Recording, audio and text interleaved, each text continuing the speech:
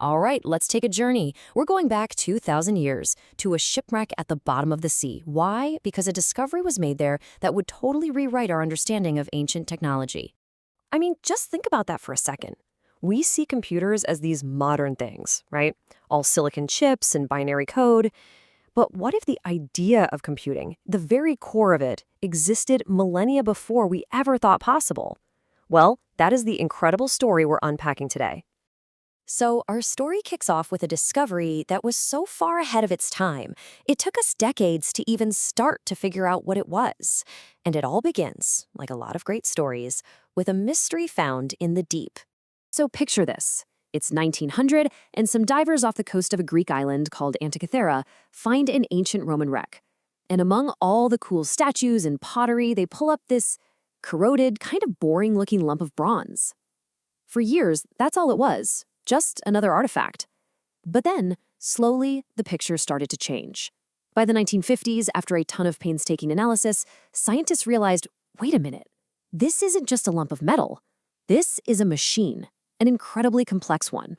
You have to understand the shock this caused. The level of engineering, this intricate system of tiny precision gears, it was like finding a smartphone in a medieval castle. It just didn't make any sense.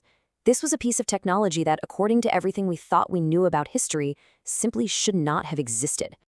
So what was this impossible object? Well, the huge breakthrough came when researchers finally got it. They weren't looking at some weird clock or a fancy navigational tool. No, this was something much, much bigger. They were looking at a computer. But hold on, this wasn't a digital computer like the one you're using right now. This was an analog computer. So instead of using ones and zeros to represent everything, an analog device takes real-world information, like the actual movement of gears, and uses that physical motion directly to model and solve a problem. It's a completely different way of thinking about computation. A vinyl record is actually a perfect way to think about this. The sound isn't translated into code. Nope. The actual physical shape of the sound wave is carved right into the groove of the record. The information is a direct physical copy of reality. Okay, so if the Antikythera mechanism was an analog computer, what was it computing? What problem was this incredible, mind-bending machine actually built to solve? This is where the story gets really good. This device, it was a mechanical model of the entire known universe. By turning a single crank, you could set it to any date you wanted, past or future, and it would calculate and show you the exact positions of the sun, the moon, and the 5 planets the Greeks knew about. It even predicted eclipses with stunning accuracy and kept track of the 4-year cycle for the ancient Olympic Games. It was literally a clockwork cosmos in a box. Just try to wrap your head around that. All of this complex math wasn't happening in a chip. It was happening in the metal itself. The shape of every gear, the number of teeth on it, the way they all connected, that was the code. The computation was purely physical. You could touch it. And just how accurate was it? Get this. Modern analysis shows that its incredibly complex gear system for calculating the moon's slightly wobbly orbit, which is a notoriously difficult problem, was only off by a few seconds from what our modern astronomical data tells us. Let me say that again. 2,000 years ago. It's just astonishing. This ancient machine really forces us to ask a pretty interesting question. Is our modern digital way of computing the only way to do it, or even the best way?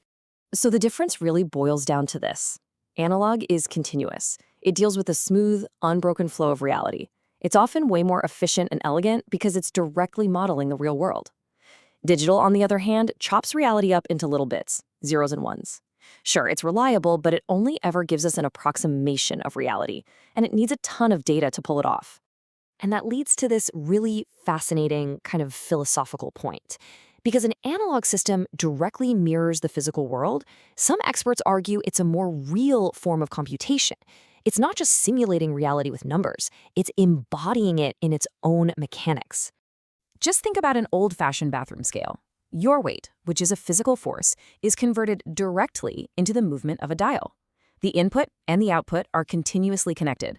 There's no binary, no software, just a direct, elegant physical conversion. Now, contrast that beautiful simplicity with, say, a digital 4K movie. That's 100 billion ones and zeros that have no meaning on their own. They have to be painstakingly put together by software just to create an approximation of light and sound. It's really the difference between elegance and pure brute force. So, why does any of this matter today? Why should we care about a 2,000-year-old machine? Well, because this ancient way of thinking is actually making a comeback, and it's inspiring a whole new generation of technology. That's right. Researchers are looking back at the principles of the Antikythera mechanism, at that incredible efficiency, that elegance, and they're finding new ways to apply them. It turns out this ancient idea might hold the key to solving some really modern problems, from building more energy-efficient AI to designing brand new kinds of sensors. So you see, the Antikythera mechanism is so much more than a historical curiosity. It actually represents a lost branch of technological evolution, one that is now inspiring our future. It proves that sometimes the most revolutionary ideas are the ones that have been waiting, hidden in the past, for us to rediscover them. And all of this leaves us with one last fascinating question to think about. The Antikythera mechanism lay misunderstood for over half a century. It just makes you wonder, what else from our ancient past is sitting in a museum somewhere, just waiting for us to finally realize how brilliant it really is?